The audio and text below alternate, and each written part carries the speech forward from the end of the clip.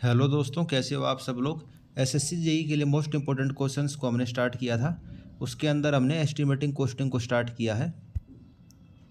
Lecture start करने से पहले एक बार मैं अपना इंट्रोडक्शन दे देता हूँ। एसएससी जेई 2023 में मेरी 8th रैंक थी। ये मेरा रोल नंबर है, आप देख सकते हैं। उसके अलावा ये सब एग्ज़ाम मैंने क्लियर किए हुए हैं।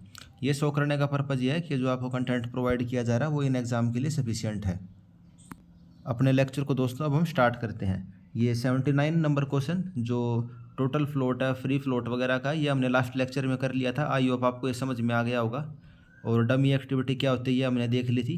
क्रैश कोस्ट, नॉर्मल कोस्ट, ये हमने देख लिया था।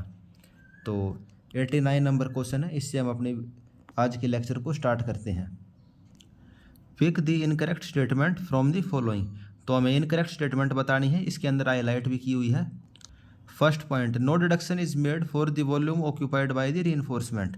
तो जो रीइंफोर्समेंट वॉल्यूम ऑक्यूपाई करती है उसके लिए हम कोई भी डिडक्शन नहीं करते, तो बिल्कुल ठीक बात है। No deduction is made for the opening up to 0.1 metre square. कोई छोटी मोटी ओपनिंग है बीम की, राफ्टर की, 0.1 मीटर स्क्वायर तक की, उसके लिए हम कोई भी डिडक्शन नहीं करेंगे। No deduction is made for the volume of the pipe exceeding not exceeding 100 metre square, 100 centimetre square. तो 100 सेंटीमीटर स्क्वायर से अगर कोई छोटी पाइप है तो उसके लिए भी हम कोई डिडक्शन नहीं करेंगे। 100 सेंटीमीटर स्क्वायर यानी कि 0.01 मीटर स्क्वायर। तो जो ये तीनों पॉइंट है, ये तीनों ही सही थे। तो इनकरेक्ट स्टेटमेंट इनमें से कौन सी होगी? None of the above. Next question, और जो डिडक्शन वगैरह वाला पार्ट है वो हम इस लेक्चर के अंदर और देखेंगे। डिडक्शंस वगैरह हम किस में कंसिडर करेंगे और किस में कंसिडर नहीं करेंगे। 92 number question, calculate the cost of A 100 mm thick brick lining of A septic tank.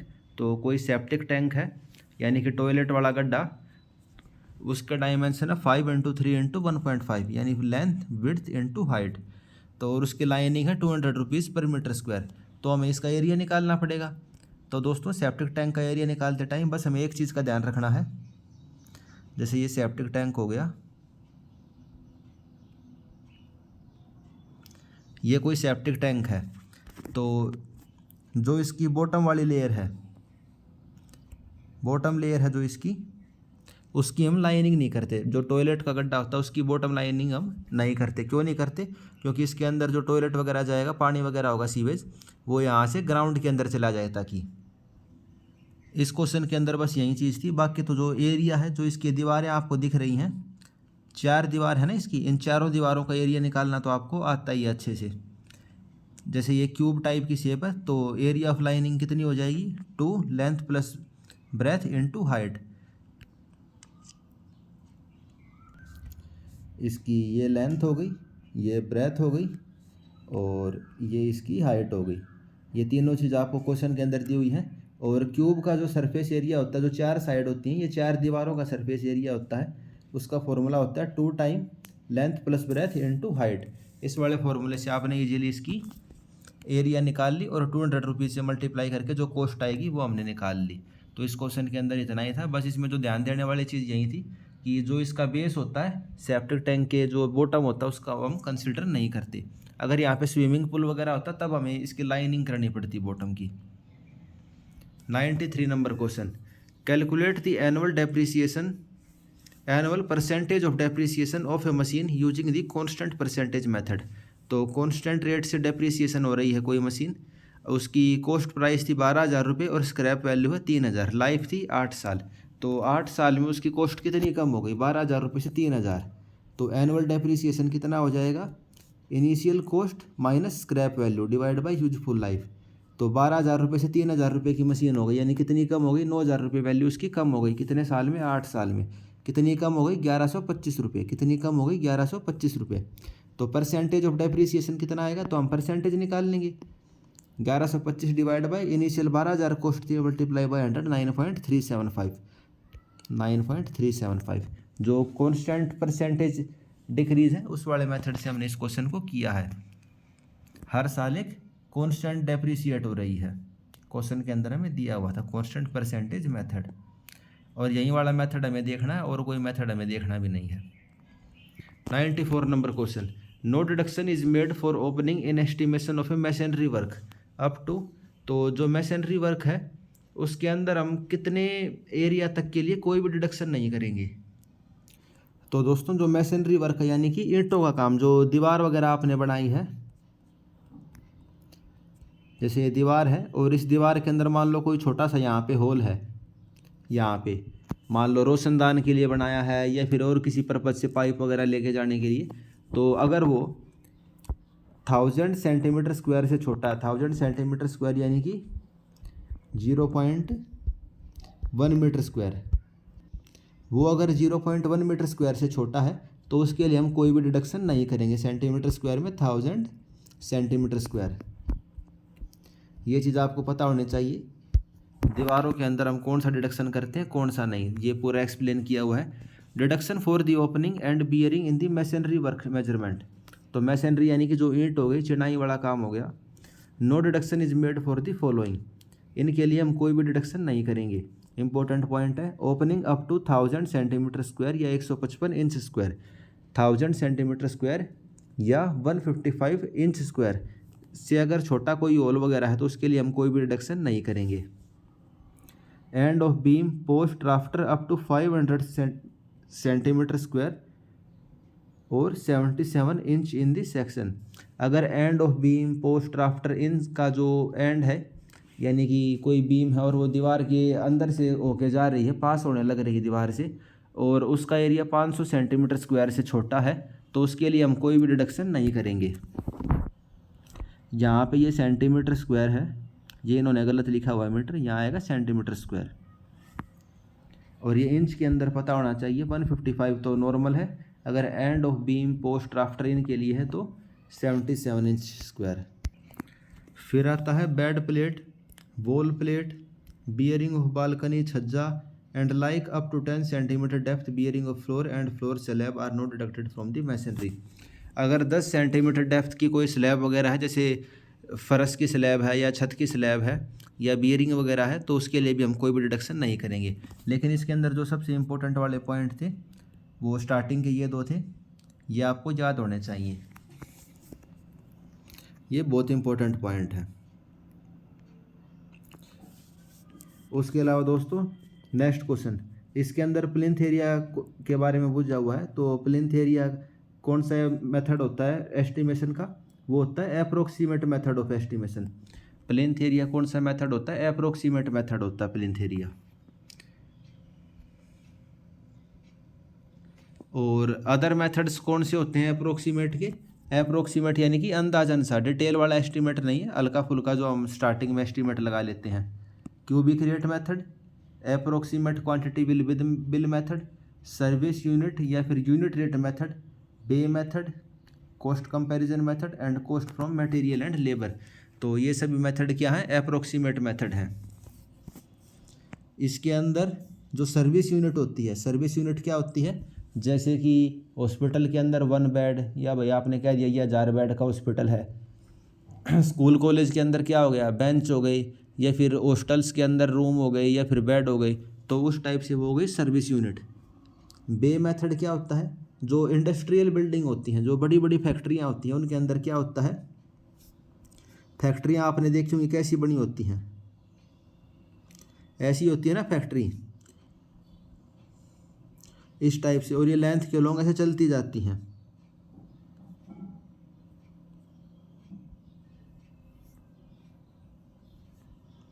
इस टाइप से, तो यहाँ से यहाँ तक का एक बे हो गया।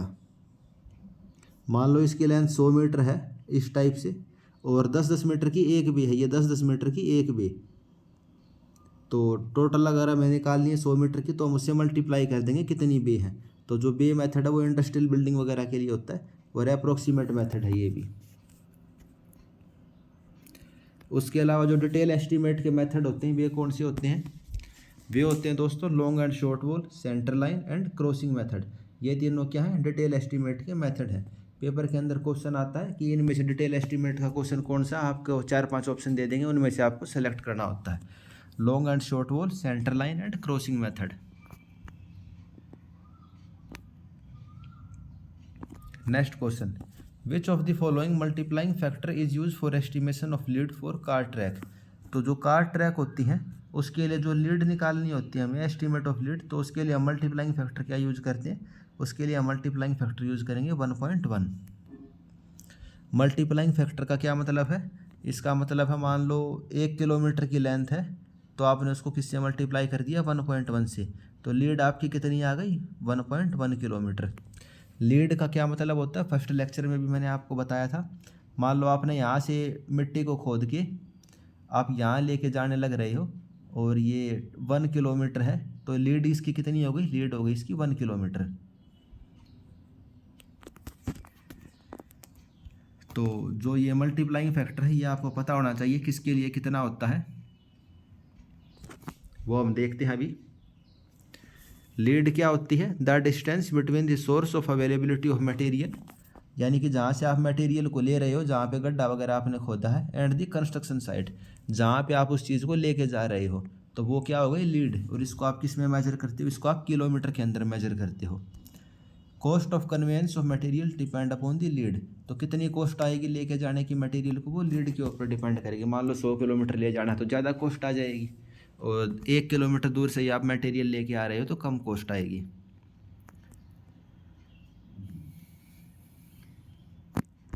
The leads shown in the lead statement are for metal road, जो लीड जो शो करते हैं हम लीड स्टेटमेंट के अंदर वो किसके लिए होती है? मेटल रोड के लिए। मेटल रोड का क्या मतलब होता है? मेटल यानी कि धातु, लोहा हो गया, जैसे स्टील हो गया, और जैसे मेटल रोड का क्या मतलब है? बिल्कुल मजबूत रोड, जैसे कि सीमेंट कंक्रीटेड रोड हो गया, बिटुमिनस रोड हो गया, तो इसको हम क्या बोलते हैं? मेटल रोड बोलते हैं इनको, क्योंकि ये पक्के रोड होते हैं। लेकिन अगर आप मेटल रोड के सिवा किसी और रोड के थ्रू उसको लेके जा रहे हो तो उसको किसी फैक्टर से मल्टीप्लाई करना पड़ता है, क्योंकि पक्के रोड के ऊपर तो आप आसानी से ट्रांसपोर्टेशन कर सकते हो, लेकिन अगर कच्चा रोड है, कार ट्रैक है, तो उसमें डिफ़िकल्टी आएगी, तो उसके लिए हमें फैक्टर से मल्टीप्लाई करना पड़ता है। मेटल रोड में तो कोई फैक्टर नहीं होएगा, आपने 1 से मल्टीप्लाई किया। लेकिन जो कार ट्रैक है, कार ट्रैक यानी कि कच्चे रोड, उसके लिए 1.1। सैंडी ट्रैक्स, सैंडी ट्रैक और ज़्यादा ख़राब रोड हो गई उनके लिए 1.4। इसमें ये 1.1 आया है, अगली बार हो सकता है ये 1.4 वाला क्वेश्चन आ जाए। Next question 105, the number of brick deliver by an unskill labour to a distance of 10 metre in a working day is approximately, तो अनस्किल लेबर 10 मीटर तक के डिस्टेंस पे एक दिन में कितनी ईंटें लेके जा सकता है? तो वो 4200 के करीब ईंटें वो लेके जा सकता है।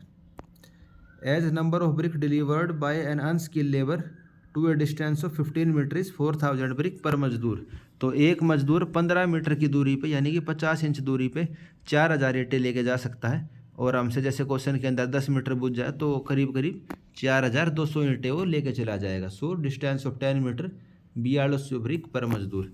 तो एक मजदूर एक दिन में कितना काम करेगा, ये चीज़ आपको पता होनी चाहिए। फर्स्ट लेक्चर में भी 2-3 चीज़ें मैंने आपको बताई थी,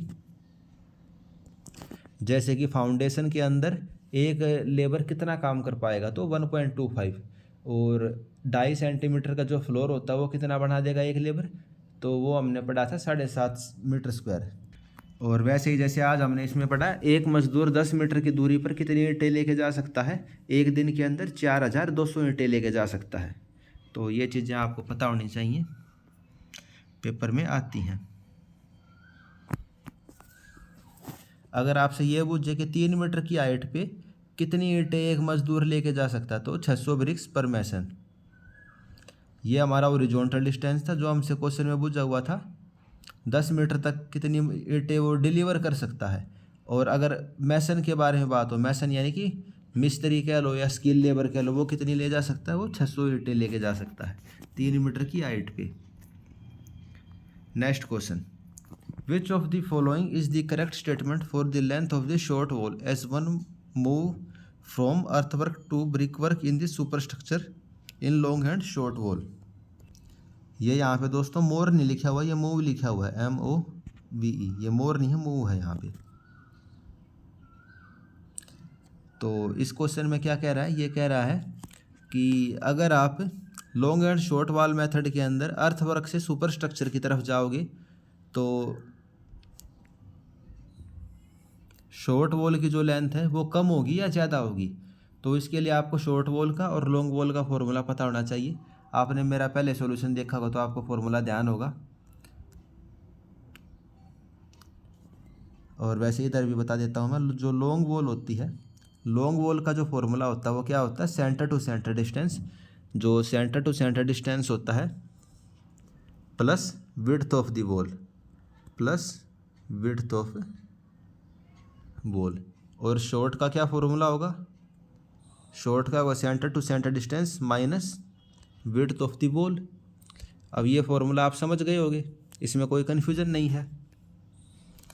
अब हमसे ये पूछा है शॉर्ट वॉल के लिए, अगर आप फाउंडेशन से स्ट्रक्चर में जाते हो तो फाउंडेशन की जो चौड़ाई होती है वो ज़्यादा होती है।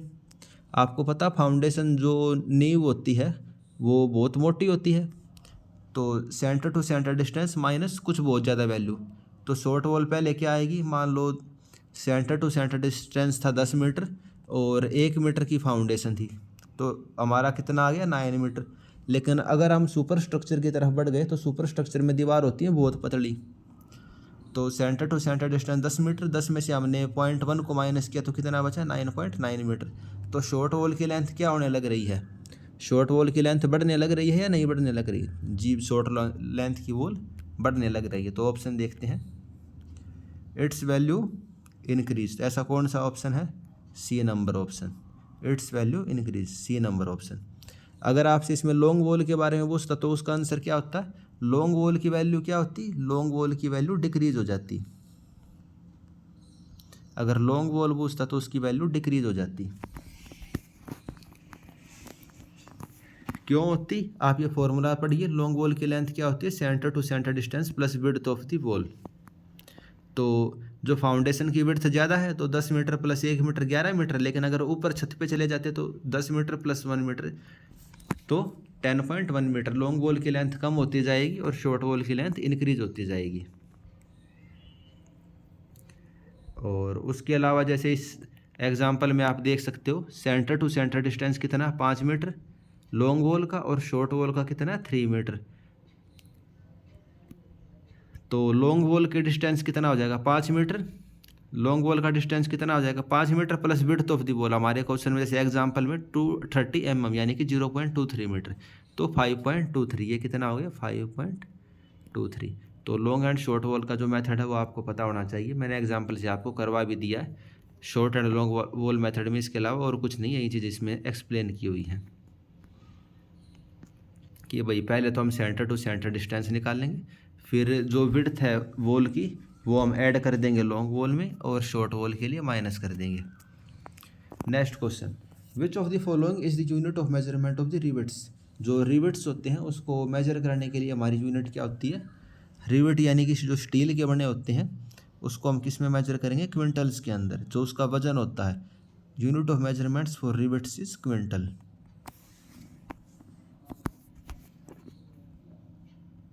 Next question, threading in the iron is measured in. तो जो आयरन के अंदर थ्रेडिंग होती है उसको हम किससे मेजर करते हैं? उसको हम सेंटीमीटर के अंदर यानी कि लेंथ के टर्म में मेजर करते हैं। थ्रेडिंग क्या होती है? जो नट बोल्ट होता है, इसमें आपने ऐसे देखा होगा, ऐसे होता है ना नट, ये हमारा नट है। तो जो ये थ्रेडिंग है यानी कि ये खुरदरे वाला हिस्सा होता है, इसको हम क्या बोलते हैं? थ्रेडिंग बोलते हैं। Next question, What is the quantity of plastering required for the 6 meter length of wall which is 4 meter high and 50 centimeter thick। तो 6 मीटर लेंथ है दीवार की और 4 मीटर की हाइट है। 6 मीटर लेंथ 4 मीटर हाइट है और 50 सेंटीमीटर थिक है। हमें प्लास्टरिंग करनी है तो कितनी हमें प्लास्टर की रिक्वायरमेंट पड़ेगी मीटर स्क्वायर के अंदर। तो दोस्तों इस क्वेश्चन के अंदर जो वो था, प्लास्टर हम करेंगे दीवार के इस तरफ भी और जो दीवार की दूसरी वाली साइड है उस तरफ भी प्लास्टर करेंगे। तो 6 चौक 24, 24 दूनी 48, तो 48 मीटर स्क्वायर हम इसके अंदर प्लास्टरिंग करेंगे। इस क्वेश्चन को करवाने का पर्पज़ यही था आपको बताना कि जो अगर दीवार के अंदर आपको प्लास्टरिंग बूझ रखी है और स्पेसिफाई नहीं किया तो आपको दोनों साइड दीवार के निकालना पड़ेगा, और एरिया निकालना था वो तो आप इसमें निकाल ही सकते थे, ईजी क्वेश्चन था ये। लेकिन गलती बच्चे क्या कर देते हैं, दोनों साइड के नहीं निकालते, एक साइड के निकालते हैं। तो आपको ये याद रखना कि दोनों साइड के निकालोगे आप। Next question, for estimation in the brick machinery no deduction is made for the end of rafter up to an area up to.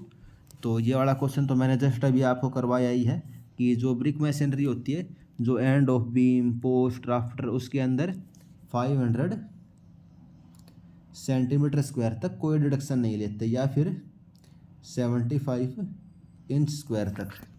तो ये 72 कह लो 75 कर लो, वो एक ही चीज़ है लगभग। ये 77 इंच स्क्वायर तक। तो वही सब चीज़ें जो आपको ऊपर बताई थी वहीं सेम इसमें रिपीट है। तो दीवारों के लिए ये 1000 होगा, 1000 सेंटीमीटर स्क्वायर या 155 इंच स्क्वायर। और बीम पोस्ट राफ्टर के लिए 500 सेंटीमीटर स्क्वायर, यहाँ एक मीटर स्क्वायर नहीं है, सेंटीमीटर स्क्वायर है। यह 77 इंच स्क्वायर के लिए हम कोई भी डिडक्शन नहीं करेंगे। डिडक्शन नहीं करेंगे का क्या मतलब हुआ, मान लो उसको जो कोस्ट निकाल लेंगे हम ब्रिक वर्क की, उसके अंदर उस चीज़ को हम कैलकुलेट करेंगे, भले ही वहाँ पे कोई होल है छोटा मोटा, लेकिन हम ये नहीं मानेंगे कि यहाँ पे होला, हम चाहिए मान के चलेंगे कि ये दीवार पूरी यहाँ से कॉन्टीन्यूअस है। तो नो डिडक्शन का मतलब ये हुआ। 135 which of the following is not included in the floor area. तो जो फ्लोर का एरिया होता है उसके अंदर इनमें से हम किस चीज़ को इंक्लूड नहीं करते। तो दोस्तों जो फ्लोर एरिया होता है वो क्या होता है, जैसे ये आपका घर है, इसकी ये दीवारें हो गई, तो फ्लोर एरिया हो गया जहाँ पे फर्श होता है केवल, ये आपका फ्लोर एरिया है। ये फ्लोर एरिया है पूरा, ये फ्लोर एरिया। इसके अंदर जो दीवारों का एरिया है इसको हम कंसीडर नहीं करेंगे। दीवारों का एरिया फ्लोर एरिया के अंदर कंसीडर नहीं करते। फ्लोर यानी कि जो फर्श हो गया, सिंपल समझिए। तो इसके अंदर क्लियर कवरेज एरिया, तो जो क्लियर एरिया है जैसे कि इसमें ये दिख रहा है, ये क्लियर एरिया, ये हम कंसीडर करेंगे। एरिया ऑफ द वॉल जी नहीं, फ्लोर के एरिया में दीवारों का एरिया नहीं आएगा। सील ऑफ द डोर्स ये भी नहीं होती, and seal of the window ये भी नहीं होती। तो फ्लोर एरिया के अंदर केवल हमारा क्लियर कवर एरिया आएगा। तो कौन सा नहीं है, 2, 3, 4। तो 2, 3, 4 इसमें नॉट इंक्लूडेड है। नॉट इंक्लूडेड हमसे पूछा हुआ है। फ्लोर एरिया क्या होता है, floor area is the plinth area minus the area of the wall. जो मैंने आपको यहाँ बताया कि जो आपका पूरा घर बना हुआ है, यानी कि जो प्लिंथ एरिया है इसका, उसमें से केवल दीवारों को हटा दो, तो जो बीच वाला जो ये वाला एरिया बचा, ये आपका क्या, फ्लोर का एरिया, फर्श का एरिया। तो वही चीज़ इसने लिखी हुई है, floor area is the plinth area minus the area of the floor, area of the wall. In calculation of the wall area the thickness of wall shall be inclusive of finishing and dados if any. तो wall area को निकालते time दीवारों के अंदर हम किस चीज़ को consider करेंगे, अगर आपने प्लास्टरिंग वगैरह करी है या डाडोस यानी टाइल वगैरह लगाई हैं दीवारों के ऊपर, तो उसको भी हम दीवारों के अंदर ही कंसीडर करेंगे। तो ये वाला पॉइंट भी इम्पोर्टेंट है। वॉल का एरिया निकालते टाइम जो फिनिशिंग है, प्लास्टरिंग है, डाडोस यानी कि जो टाइल्स वगैरह आपने लगाई हैं, तो उस सब को भी हम फ्लोर की फिनिशिंग के अंदर ही वॉल के एरिया में कैलकुलेट करेंगे। दीवारों के अंदर क्या क्या आता है तो वो तो आपको पता ही है, दीवार क्या होती हैं। अगर कहीं दरवाज़ा वगैरह भी है तो दरवाज़ा कहाँ होता है, दीवार को ही तो काट के दरवाज़ा बनाते हैं। तो दरवाज़ा हो गया, खिड़की हो गई, तो वो सब भी वॉल के एरिया के अंदर ही इंक्लूड होती हैं। जो पिलर हो गए, सपोर्ट हो गए, प्लास्टरिंग हो गई, फ्लूज जो दीवार के अंदर, fire place, build in up board, अलमीरा, शाफ्ट, यानी कुल मिला के सिंपल भाषा में तो आप वैसे भी समझ गए होंगे दीवारें हम किस चीज़ को कह रहे हैं। इसमें ज़्यादा जानने की ज़रूरत नहीं है, बस आपको ये पता होना चाहिए अगर कोई प्लास्टरिंग है, डाडोस है, फिनिशिंग है दीवारों के ऊपर, तो उसको भी हम दीवार के अंदर ही कैलकुलेट करेंगे। Next question, expected outturn of sawing of the soft wood per mason per day. तो एक मैसन, एक जो मजदूर होता है, सॉफ्ट वुड को एक दिन में कितनी काट सकता है। तो दोस्तों वो कितनी करेगा, 5.5 मीटर स्क्वायर पर डे। तो ये आपको पता होना चाहिए। सॉफ्ट वुड को कितनी कट करेगा, 6 मीटर स्क्वायर, हार्ड वुड को 4 मीटर स्क्वायर। तो इसको मीटर स्क्वायर के अंदर क्यों मेजर कर रहे हैं, जो जैसे मान लो पेड़ है तो कट करेगा तो इसका जो क्रॉस सेक्शन है सर्कुलर है, पेड़ का क्रॉस सेक्शन सर्कुलर है, और आरी से कट करेगा तो उसको मेहनत तो इस एरिया के अंदर ही करनी पड़ रही है, यानी कि जो मीटर स्क्वायर वाला पार्ट है। तो जो आपको काम करना पड़ रहा है या फिर जो मेजरमेंट वगैरह है, जो जनरल टर्म में आप समझते हो वहीं इसका आंसर होता है, जैसे इसकी यूनिट वगैरह होती है। और ये आपको याद रख लेना है कि सॉफ्ट वुड कितनी, 6 मीटर स्क्वायर, हार्ड वुड कितनी, 4 मीटर स्क्वायर। जो ये प्रीवियस ईयर के अंदर ये जितने भी पॉइंट आए हैं आपको ये सभी याद होने चाहिए। जैसे अगर आप अपने नोट्स देखोगे तो उसके अंदर तो 30-40 चीज़ें लिखी हुई हैं, भाई एक मजदूर एक दिन में इस चीज़ को कितना कर देगा, इस चीज़ को कितना कर देगा, 30-40 क्या 100 भी लिखी हुई होंगी। तो सभी याद मत करना आप, जो प्रीवियस ईयर में केवल उनको याद कर लेना, वे चीज़ें सफिशियंट है। Next question, approximate quantity of bending and binding reinforcement of mild steel पर मैसन पर डे। तो एक मजदूर एक दिन में कितनी माइल्ड स्टील की बेंडिंग और बाइंडिंग रीइंफोर्समेंट को यूज कर सकता है? तो वो करेगा 375 kg पर डे। कितनी करेगा? 375 kg पर डे, जो स्टील है, बेंडिंग रीइंफोर्समेंट, बाइंडिंग रीइंफोर्समेंट वगैरह है। What percentage of the total cost of the estimate is provided for the tools and plant. तो जो टूल्स होते हैं और प्लांट होते हैं उसके लिए हम टोटल कॉस्ट का कितना परसेंट लेते हैं? तो टूल्स एंड प्लांट के लिए हम कितना लेंगे? 2% के आसपास। टूल एंड प्लांट के लिए हम कितना लेते हैं? 2% लेते हैं। Next question, expected outturn of the reinforcement brick work पर मैसन पर डे। तो एक मजदूर रीइंफोर्समेंट ब्रिक वर्क एक दिन में कितनी कर पाएगा? तो दोस्तों वो कर पाएगा 1 मीटर क्यूब। कितनी कर पाएगा? 1 मीटर क्यूब। 1 मीटर क्यूब किस चीज़ का? ये सिंपल ब्रिक वर्क नहीं है, ये है रीइंफोर्समेंट ब्रिक वर्क। ये क्या है? Reinforcement brick work. एक दिन में कितनी कर पाएगा? 1 metre cube per day. What percentage of the total cost of estimate is provided for the work charge establishment। तो वर्क चार्ज एस्टेब्लिशमेंट के लिए टोटल कॉस्ट का हम कितना परसेंटेज लेते हैं? तो टोटल कॉस्ट का हम 2% हम किस में लेते हैं? वर्क चार्ज एस्टेब्लिशमेंट में लेते हैं। टूल एंड प्लांट में कितना लेंगे? 2%। वर्क चार्ज एस्टेब्लिशमेंट में भी 2% लेंगे। और ये क्या होती है? ओवर हेड चार्ज हो गया या फिर work charge establishment, including items such as the office rent, depreciation of the equipment, salaries of the office staff, postage, lighting, traveling। तो यानी कि ओवर हेड चार्ज या वर्क चार्ज एस्टेब्लिशमेंट, यानी आपने अपना ऑफिस सेटअप किया है जहाँ पे काम चलने लग रहा है, तो उस ऑफिस का रेंट हो गया, वहाँ का जो स्टाफ की सैलरी हो गई, टेलीफोन का बिल हो गया, प्लान स्पेसिफिकेशन, लाइटिंग का, ट्रैवल का। तो यानी कि काम आपको शुरू करना है, वर्क एस्टेब्लिशमेंट करना है ऑफिस वगैरह, तो उससे रिलेटेड जो काम है वे सब इसमें आ जाएंगे। और कॉस्ट कितनी हम कंसिडर करेंगे? 2% के आसपास। This is usually 2.5% of the net cost, और 5% तक भी इंक्रीज कर सकती है, लेकिन आप ये 2% वाला याद रखो बस। Next question, calculate the total weight of the steel bar require for a slab of 3x2 metre. तो एक आपको स्लैब दी हुई है 3 मीटर इंटू 2 मीटर की, जिसके अंदर 16 mm डाया के बार यूज किए हुए हैं, यानी 16 mm डाया का सरिया है, 250 mm उसकी स्पेसिंग है, लॉन्गिट्यूडनल और ट्रांसवर्स दोनों डायरेक्शन के अंदर। तो इस क्वेश्चन के अंदर आपको ये निकालना पड़ेगा कि टोटल कितने बार्स हैं लॉन्गिट्यूडनल डायरेक्शंस में और कितने हैं ट्रांसवर्स डायरेक्शंस में। लॉन्गिट्यूडनल यानी कि लेंथ के अलोंग, तो जैसे कि आपको इसमें दिख रहा है, जो ये लंबे वाला सरिया 3 मीटर वाले जो सरिये इसके अंदर दिख रहे हैं, तो वे कितने होंगे? तो वो निकालने के लिए आपको क्या करना पड़ेगा? जो उसकी अपोजिट डायरेक्शंस है, इस 3 मीटर लेंथ के अलोंग सरिये कितने आएंगी? जो ये वाली लेंथ है 2 मीटर वाली, 2 डिवाइड बाय जो इसकी स्पेसिंग है 0.25। जैसे कि आप इस डायग्राम में भी देख सकते हो, ये वाला जो सरिया है वो कितनी लेंथ तक हम बिछा रहे हैं? इसको हम 2 मीटर लेंथ तक तो ही बिछाएंगे। तो इस चीज़ को आपको देखना है। उसके अपोजिट वाला लेंगे हम, लॉन्गिट्यूडनल डायरेक्शन में कितने सरिये?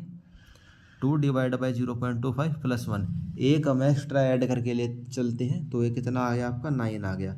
और इसकी लेंथ कितनी होगी? लॉन्गिट्यूडनल डायरेक्शन में लेंथ कितनी है? 3 मीटर। तो इस चीज़ के अंदर बच्चे कन्फ्यूज़ हो जाते हैं, इसलिए मैं आपको बता रहा हूँ। आप डायग्राम बना के भी इस चीज़ को कर सकते हैं। लॉन्गिट्यूडनल डायरेक्शन में नंबर ऑफ बार होंगे, तो कौन सी लेंथ लेंगे हम? जो दूसरे वाली लेंथ है, ये 2 मीटर वाली लेंथ ली है, तो ये बहुत इंपॉर्टेंट पॉइंट है। और जो 9 आया अब इसको किससे मल्टीप्लाई करोगे? 3 से, क्योंकि 9 सरिये हैं। कितने सरिये हैं? नंबर कितने हैं? 9, और लेंथ कितनी है? 3। और इसी तरीके से ट्रांसवर्स डायरेक्शन में आपने निकाल ले। ट्रांसवर्स डायरेक्शन, ये वाला जो सरिया कितनी मीटर लेंथ के लिए? 3 मीटर के स्पैन के अंदर फैलेगा है, तो 3 डिवाइड बाई 0.25 प्लस 1, और एक सरिये की लेंथ है 2 मीटर, तो 13 दूनी 26, और ये 9 3 27, तो 9 3 27, 13 दूनी 26। लेंथ कितनी हो गई? लेंथ हो गई मल्टीप्लाई बाय जो भी यूनिट वेट है, 16 mm डाया का जो यूनिट वेट है उससे हमने इसको मल्टीप्लाई कर दिया, तो हमारे पास आ गया 83.65 kg। मेंस के अंदर आ सकता है ये वाला क्वेश्चन, प्री में तो कम चांस है इसके, थोड़ा लेंथी है, लेकिन अगर आ गया तो लास्ट में आप इस क्वेश्चन को अटैम्प्ट कर सकते हो। Next question, in the contract and tender which authorise bill is the only form of the running account bill that are suited for the transaction with the supplier. तो tenders और contract के अंदर इनमें से कौन सा बिल होता है जो कि सप्लायर के साथ ट्रांजेक्शन्स करने के लिए हेल्पफुल होता है? तो वो होता है रनिंग अकाउंट बिल सी। तो आपको बस ये वाला क्वेश्चन याद कर लेना, इसके अंदर जो और चीज़ें लिखी हुई हैं उनको इतना याद करने की ज़रूरत है नहीं, इतना इम्पोर्टेंट नहीं है। हम क्या क्या चीज़ें याद करेंगे, जो समझने वाली चीज़ें वो हम समझेंगे, लेकिन बिल्कुल अगर कोई कहेगा तो आप ये चीज़ें भी याद करो, तो वो आपको याद करने की ज़रूरत नहीं है। बस ये याद रख लो, ट्रांजेक्शन विद सप्लायर्स, सप्लायर्स के साथ ट्रांजेक्शन्स करने के लिए कौन सा रनिंग अकाउंट बिल होता है? तो R A bill C, R A bill C होता है, डी ऑप्शन ये होगा रनिंग अकाउंट बिल सी। तो ठीक है फ्रेंड्स, आज इस वीडियो में इतना ही करते हैं, और जो हमारा नेक्स्ट बचा हुआ एस्टिमेटिंग कॉस्टिंग का उसको नेक्स्ट वीडियो में हम कंप्लीट कर लेंगे। आप ऐसे ही पढ़ते रहिए, रोज़ एक सब्जेक्ट की आपको क्या करनी है, रिवीजन करनी है, और जो रीजनिंग है उसको हल्के में नहीं लेना है, रीजनिंग को करते रहना। रीजनिंग के अंदर आपको 45 नंबर आ गए, और टेक्निकल में आपके 75 आ गए, और जीके के अंदर आपके 15 नंबर आ गए। तो कितने हो गए? 5 दिए 15, 7 और 5 12 और 13, 135 नंबर। तो 135 नंबर का मतलब आप इस एग्ज़ाम में टॉप करोगे। तो CPWD आप अपना पक्का समझना अगर इतने से नंबर आ गए तो ऐसे ही पढ़ते रहिए आप। अगर आपका कोई स्पेसिफिक डाउट है तो आप कमेंट कर दीजिए, वीडियो को शेयर कर दीजिए। Thank you.